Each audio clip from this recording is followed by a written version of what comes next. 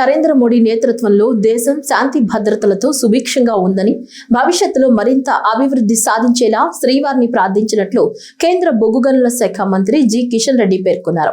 ఇవాళ ఉదయం తిరుమల శ్రీవారిని అభిషేక సేవలో కేంద్ర మంత్రి కిషన్ రెడ్డి కుటుంబ సభ్యులతో దర్శించుకున్నారు. ఆయనకు అధికారులు స్వాగతం పలికి దర్శన ఏర్పాట్లు చేశారు.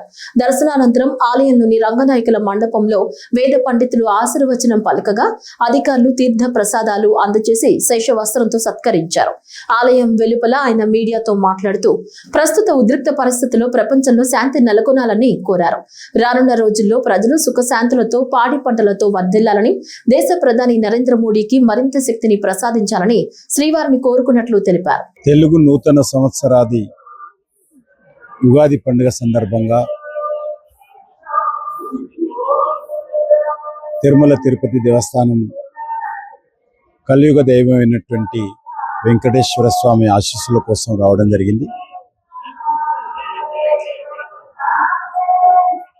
ఈరోజు ప్రపంచమంతా కూడా ఒక ఉద్రిక్త వాతావరణంలో ఉన్నప్పుడు వెంకటేశ్వర స్వామి ఆశీస్సులతో మన దేశంలో శాంతి, అభివృద్ధి ఈరోజు ఏ రకంగా ఇబ్బందులు లేకుండా మనము ముందుకెళ్తా ఉన్నాం, మనం చూస్తూ ఉన్నాము. అభివృద్ధి చెందిన దేశాలైనటువంటి అమెరికా లాంటి దేశాలు కానీ, లేక చాలా సేఫ్ జోన్ అనుకున్నటువంటి అరబ్ కంట్రీస్ కానీ ఏ రకంగా ఈరోజు ఉద్రిక్త వాతావరణంలో ప్రజలు ఇబ్బందులు పడుతున్నారో మనం చూస్తూ ఉన్నాము. ప్రపంచమంతా కూడా ఈరోజు వార్ జోన్లో ఉంటే భారతదేశం ఏకైక దేశం ఈరోజు సేఫ్ జోన్లో ఉంది, ఆధ్యాత్మికమైనటువంటి జోన్లో ఉంది, డెవలప్మెంట్ జోన్లో ఉంది. మరి శాంతికి సంబంధించినటువంటి జోన్లో ఈరోజు భారతదేశం ఉంది.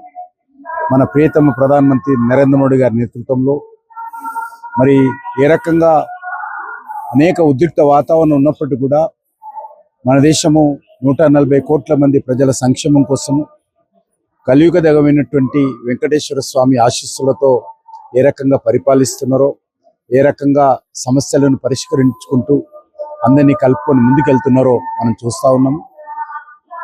రానున్న రోజుల్లో కూడా మరి మంచి పాడి పంటలతో ప్రజలందరూ కూడా సుఖ సంతోషాలతో మరి ఉండాలని ఉగాది పండుగ సందర్భంగా శ్రీ వెంకటేశ్వర స్వామి ఆశీస్సులు అన్ని వర్గాల ప్రజలకు అందించాలని మనస్ఫూర్తిగా కోరుకుంటున్నాను. ప్రత్యేకంగా మన దేశ ప్రధానమంత్రి అయినటువంటి నరేంద్ర మోడీ గారిని మరింత సమర్థవంతంగా పరిపాలించే విధంగా ఆయనకు ఆరోగ్యాలు ఇచ్చి శక్తినివ్వాలని వెంకటేశ్వర స్వామిని ప్రార్థిస్తున్నాను.